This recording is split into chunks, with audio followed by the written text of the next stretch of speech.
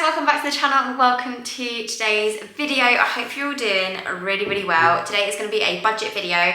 It is August. I have no idea how this has happened. The year is going so quickly, but it's August, so I need to refresh my budget for the month, and I've got a different kind of set of incomings and outgoings a little bit this month because there's different things are happening. I've got a different income this month just because of how the world has worked, so we'll go through all of that. But if you are new to my channel, then I do these monthly budget videos, or at least try to, and I sell a spreadsheet over on Etsy which helps everyone just do budgeting simply. All you have to do is put in your income and then pop in all of your outgoings, go through your direct debits, go through your bank statements, and be really honest with yourself about how much money you spent on what, and then see how much money you got left over at the end. You might be surprised to know that you don't have any money left over at the end, and you might be surprised that you actually have like a couple of £100 that you're just kind of wasting on random bits. Using this spreadsheet has also helped me get out of debt before. It's also helped my husband. Like, it's just a good way of like taking control of your finances a little bit and just knowing what's going on, really. So without further ado, let's get into the budget. Okay, so I've got my laptop here and I'm gonna go through my spreadsheet. I'm gonna look at July, I'm gonna look at August and see, we're gonna contrast and compare and just figure out what this month's gonna look like. So in August, I'm gonna be able to pay myself £2,700 this month, which is slightly less than I paid myself last month, but it is what it is. When you're self-employed, kind of things go up and down and you kind of have to make compromises in certain places. I have tax returns and accountants to pay this month, so I've got slightly less left over in the bank. So I'm going to give myself £2,700. You'll see at the bottom that my tax has been deducted for me now. That is 10% of whatever I earn. That is because I pay myself in dividends, so it's slightly less than a general income tax. If you're not self-employed and you're just normally employed by an employer, generally you'll get your payslip and your tax will already be deducted for you, so don't have to worry about that. Whereas I have to do my tax return at the end of the year, and I have to then obviously put away that tax every single month. So that's what I do. My child benefit is the same every month, so that's £170.20, and that goes straight into the kids' savings. So we get the £170.20, and then the kids also then get that taken straight back out into their ISAs, so that gets taken straight off. It's kind of pointless putting it on there, but it just shows you like what I have coming in and where I spend it. So yeah, that goes straight into the kids' ISAs. I have a whole video on kids' ISAs if you're wanting to like look into that maybe, if it's something that you want to do for your kids. We have always done it since the kids were born. We've been lucky enough that we didn't have to use the child benefit for things like nappies and wipes and whatever, so we thought, you know what, we're going to use it to just invest for them, put into kids' ISAs straight away from day dot. As soon as we started getting child benefit, we started putting it away. So that's what we've done. I've got a couple of videos on it, so I'll link those down below if you're interested. But yeah, it looks like I've got £2,430 to play with for the rest of the month of August, which is less than I had last month. Anyway, we'll go into that. My outgoings have changed slightly this month, but we're gonna make it work. So from last month, you can see everything that I've got in my living expenses category, and these are things like mortgage, childcare, everything that me and my husband go 50-50 on. We've always gone 50-50 on everything. It doesn't work for everyone like that, but we've always sort of earned similar money, and I think we would just feel more comfortable just going 50-50 on things, and then money's not at this point of contention. That's just what works for us, and we've never really had an issue with it. Obviously do it however you want to do it, but yeah, 50-50 works for us really well. So everything you see here is 50% of what it actually costs. So for example, our mortgage is not £550. I wish it was, trust me, but it's actually increased this month because our interest rate has gone up. So we have two mortgage products. One of them increased recently to like 4.8%, and the other has just increased in August to 5%.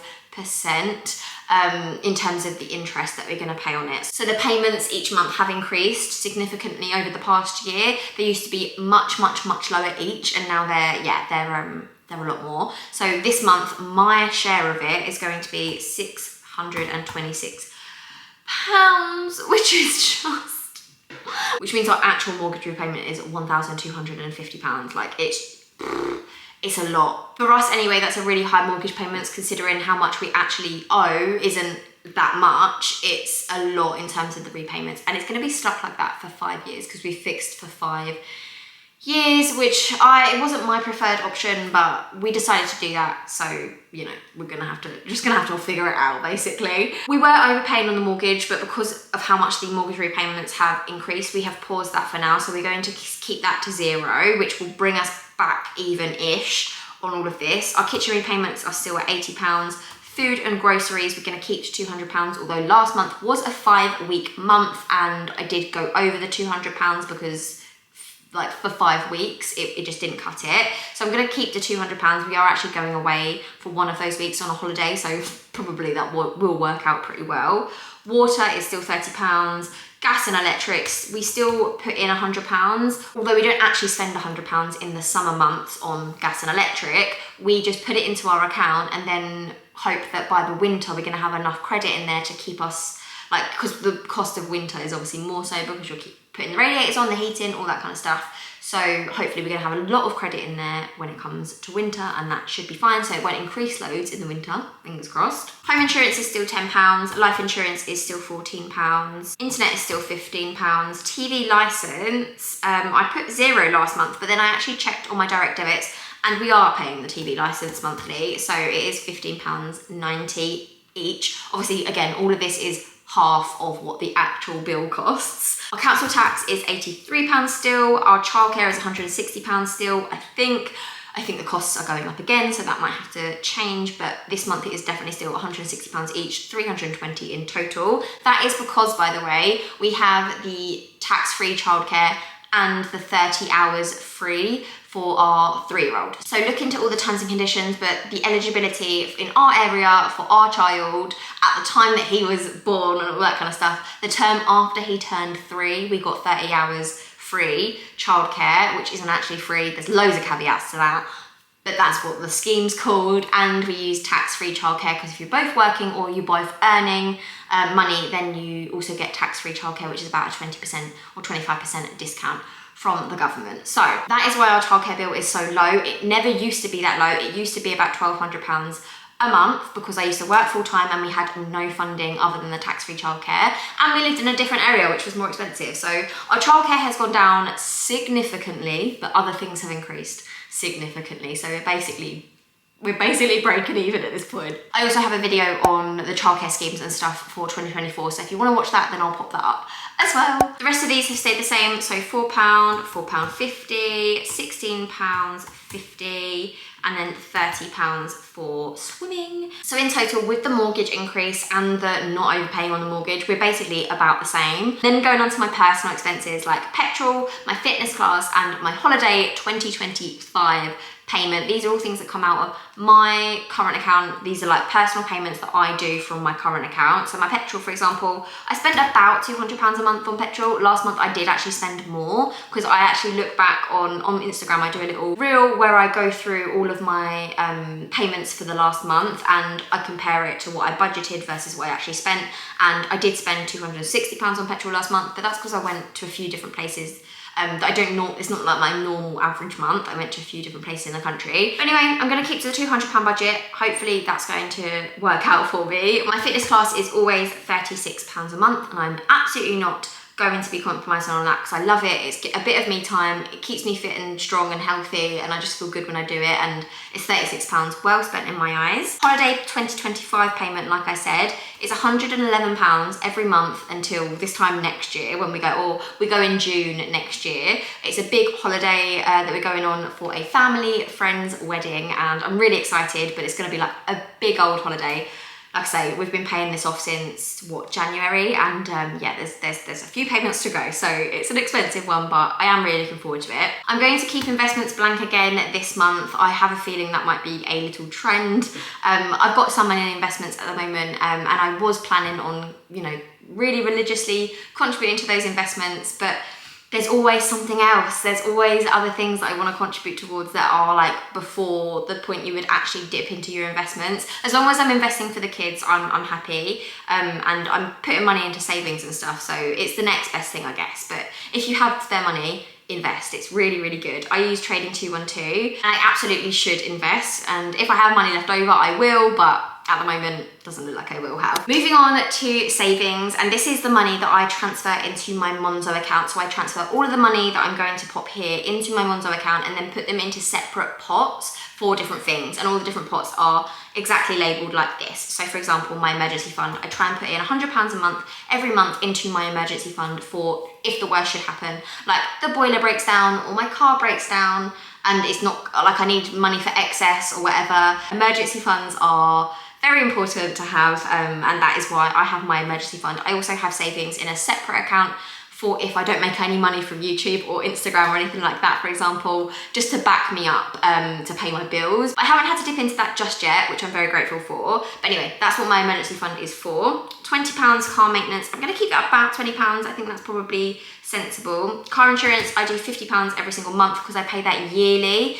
Instead of doing it monthly, it's slightly cheaper if you do it yearly, and then it's not an ongoing expense that you've got coming out like straight away. I guess like if, for example, I had a really bad month this month and couldn't pay myself £2,700 and could only pay myself £2,000, then I wouldn't have that payment coming out, like forcibly coming out.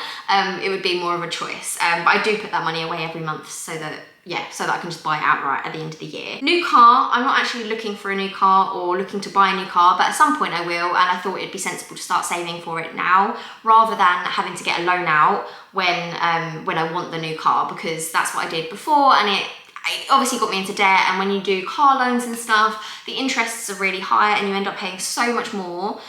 So I've got the spare funds here to do it, so I figured I might as well try and contribute just a little by little amount into the new car fund for wherever that actually happens. So £50 a month is, well, this month I'm going to try and do £50. I'll see how much money I've got left over at the end. You can see here the total remaining is like going down, so we'll just see how it goes. Holiday, I'm gonna put in £50, not 560, £50, because I've got a holiday fund already that I've been saving up for over the last year. I'm gonna put an extra £50 in this month. That will bring it to a total of like £400, which I do not think we're gonna spend on holiday, but I just want the money there available just in case, because you just don't really know what it's gonna be like when you're out there, whether you're gonna wanna go and do activities or whatever. And I think also I have a few last bits to get. I haven't been away in ages, I haven't got any sun cream. I just need to get like a few last toiletry bits. So I'm just gonna put a £50 fund in there so that I know I've got some spare cash to spend on bits like that. Christmas, I know it sounds insane, but I put away £100 a month every month for Christmas. And again, that means when it comes to December, I do not have to worry, and at least I'm gonna have like a good chunk of money for presents, for food, for decorations, for days out, like anything to do with Christmas, for traveling. Anything to do with Christmas comes out of that pot of money, and then I don't have to stress when it comes to December and everything is so expensive. So that's what my idea for that is. Birthday, £100. I'm trying to build up my birthday fund because my daughter had her birthday in July and then my son has his birthday in September. So last month the fund was completely dry, and now I'm trying to build it back up before my son turns 4 in September. Japan at 2030 is something that we really want to do. My husband turns 40 in 2030, so I thought it'd be a really nice opportunity to do something that we've always wanted to do, but obviously Japan will be very expensive, so we're going to start saving now, which I know again to some people sounds insane. Like my husband, for example, is like not a planner. He is much more like whoa, I need to go with the flow a little bit more. You're boggling my head by talking about plans in literally 6 years time. But for me, it brings me so much comfort knowing that I'm putting like the stepping stones in place, or building blocks in place for something in the future. It's how I like to work, money-wise definitely, and I think that's where we differ on so much. And I know there'll be people watching this that are like me, and there'll be people watching this that are like my husband. So you know, nothing is right or wrong, but it's definitely how I like to do it. And £50 a month until 2030 is going to mean that we're going to have a massive pot of money. If I'm able to do that every month, doesn't mean I always will, but for now, if I can, I will. You know, put it away and then hopefully have an amazing family holiday in 6 years. I've also got downloaded 2025, which is a festival that we want to go to with the kids. I'm just going to put like £20 into that fund because the tickets aren't too expensive. But again, we went in June this year. It was so good. But it did mean that my outgoings went up loads that month because we obviously had the festival food, the actual tickets, getting there, all that stuff. So I thought I'd just start putting away money for that because it's something that I want to do, and I want to make sure that I'm prioritising fun things to do, but while not letting it break the bank, basically. Next up, days out. I'm going to put £50 in that because we spend about 50 quid a month on doing things. We tend to go to free things, go and do fun and affordable things, but then when you're out, you spend money on snacks and food and maybe something from a gift shop or whatever. So £50 I think is sensible. Hair, I tend to put away about £10 a month every month for hair, because then by the time it comes to me getting my hair done, I have like the 30 quid or the 40 quid it is to get a haircut. Again, just to have the pot of money so I don't feel guilty on the month I actually get it done. Kids' clothes and my clothes, I am going to leave blank because I am still on the Vinted hype. I'm selling my clothes and stuff on Vinted and then buying stuff with the balance I have left over on Vinted. And I'm not really buying new clothes. I did get some new bits from Sainsbury's, 2 at Sainsbury's for the holiday, but that came out of my holiday fund that I already have set aside, so it kind of evened out. Nails, I do want to get my nails done and my toes done before we go on holiday, so I am going to put £50 into the nail fund because nails are really expensive. Like, I don't get them done often. I sometimes do like my own stick-on ones, but yeah, I do really want my nails done for holiday, just to feel nice and done, and like, it seems like an insane amount of money, but you know what, like, I just want to feel glam. Then eating out and takeaways, we normally put 25. I don't know how much we're gonna do that. Probably like things like at the airport or whatever, we can dip into that fund if we need to. And probably like the day we come back from holiday, maybe £25 like for a takeaway. I'll contribute that much and then the rest can be on Ash's plate. But yeah, that is what I'm looking at this month, which actually leaves me with £16.10. So I do not have a lot of flexibility this month to go over budget, like at all. Like I said, all of those savings and those monthly spend things that we just spoke about, I actually put into a separate account. I put them into a Monzo account. I've actually been using Monzo for the last month or so now, and I really, really like it. You get interest on the longer term savings if you're happy to put them away for either one working day or longer. You get a really good interest rate on them. And if you want instant access to them, you don't get any interest in them, but you can separate all that money into different pots, which I find really, really helpful. Just for things like categorizing your money, like getting your hair done, knowing that you've got £20 in a pot to get your hair done. You don't just spend that £20 on other things. Or again, having money for like days out. You know that before you go out on a day out, you've only got £20 left in that pot. You know you've only got £20 left to spend. Or you've got £40 left, but you know you've got a day out in a week, so you don't want to spend too much money of that pot. Like, I just find it really, really nice to have a little bit more control over how much money I've got in each pot and like how much money I'm spending, and it just keeps me a little bit more accountable, because if I had all of my money in a current account, I would spend it without question. And I did that last month. I spent money on just random things that I shouldn't have, and it was just because I didn't categorize all my money, which I find really, really helpful doing. And like, I know it's not for everyone, but for me it certainly works, because I'm too frivolous with the money that's just in my current account.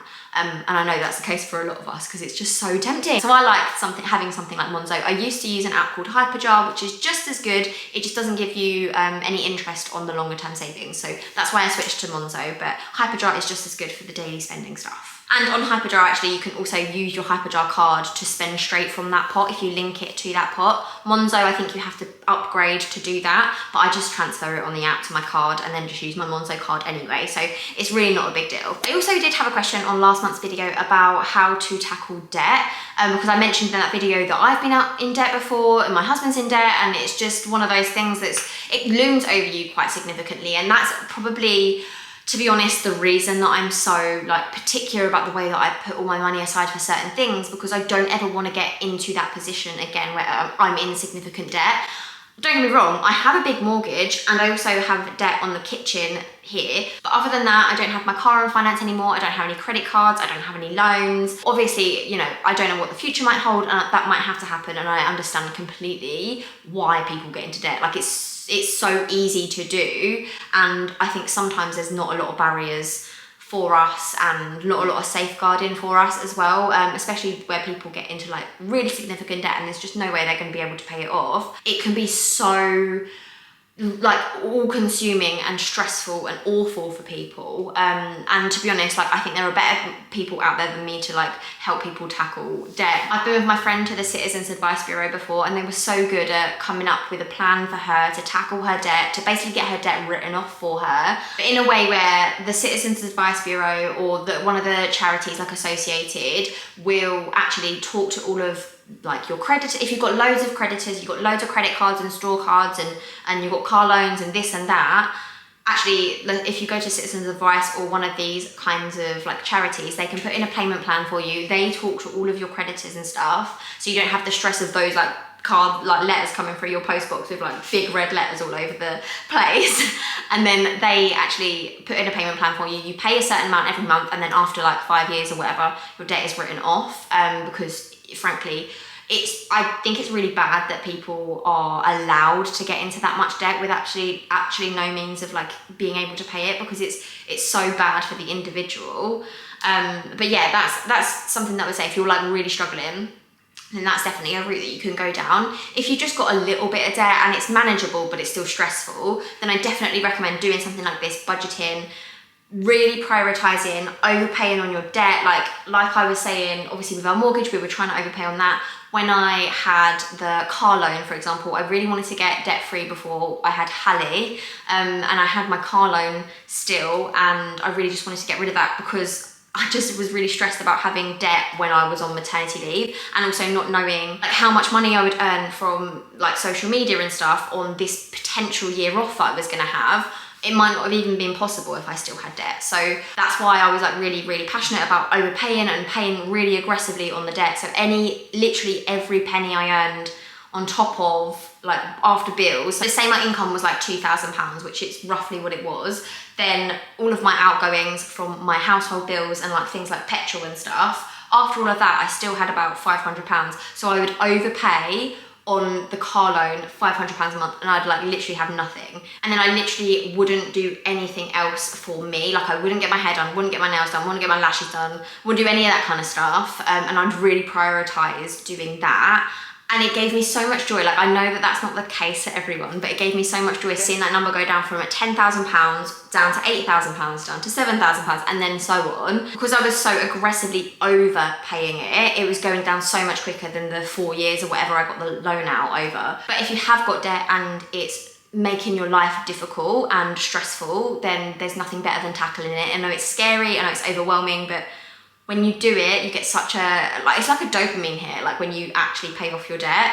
I know it's a boring thing to do because it's like something you've already got and you're paying something off that you're not actually getting anything new for, but the relief after you've paid it off will be amazing, I promise you. But to be honest, the best place to start is always just tracking what your outgoings are, what your income is and what your outgoings are. And the best place to do that is by doing a spreadsheet. You can really, really meticulously go through all of your direct debits, all of your standing orders, all of your outgoings from your bank account. And a really good app to do that, by the way, is Snoop. I use Snoop to just go through all of my spending, just to see what areas I'm spending too much on and too little on, or whatever, and see where my money's going really. It was a really easy way of figuring it out. If you wanted to go onto that app, that is free completely, so I would definitely recommend that. And then also, like I said, my spreadsheet, that is, I think it's like £3 or something on Etsy. You can download that and put your income in and all of your different outgoings, your monthly outgoings, what you roughly want to budget on things, and be really honest with yourself about what you actually spend. So if you spend £50 every month on getting your eyelashes done, put that in the spreadsheet. Don't lie to yourself. Obviously, if you need to cut down on spending, then that might be something to look at. By the way, these are stick-on lashes and they last a week, and they are the reason that I no longer get my lash extensions. So if you want the link for these, I'll put those down below. Things like that, there are definitely ways to cut corners. There are definitely things you can do to save money, but be honest with yourself, be brutal, put it all in the spreadsheet, and then you'll see how much money you've got left over at the end of the month. If it's a lot of money, fantastic. Maybe you want to spend more on things, maybe you want to go on a holiday, maybe you want to save it, maybe you want to invest it, or maybe you want to overpay your debt. I think genuinely, like if you have debt and it's like crippling you, or you know, it's something that's weighing on you, for me personally, I would just overpay the debt. I just don't think it's worth the stress. And then on the flip side, if you don't have any money left over at the end of the month and you're in the minus, then you've got an issue and you need to either spend less or earn more, which I know both of those things are easier said than done, aren't they? Anyway, yeah, that is exactly how I budget my income every single month. I go on my spreadsheet, I transfer the money into Monzo and allocate it all to the different pots, and that's kind of how it works for me. I definitely think I am more responsible in my spending because of doing these things. So if you think that could help, then maybe give it a go. But for now, I'm gonna love you and leave you, and I'll see you in the next month's video. Bye. 'Cause you glue all the pieces back together. Yeah, you take all my wrongs and make them better. Yeah, you're making me wanna try forever.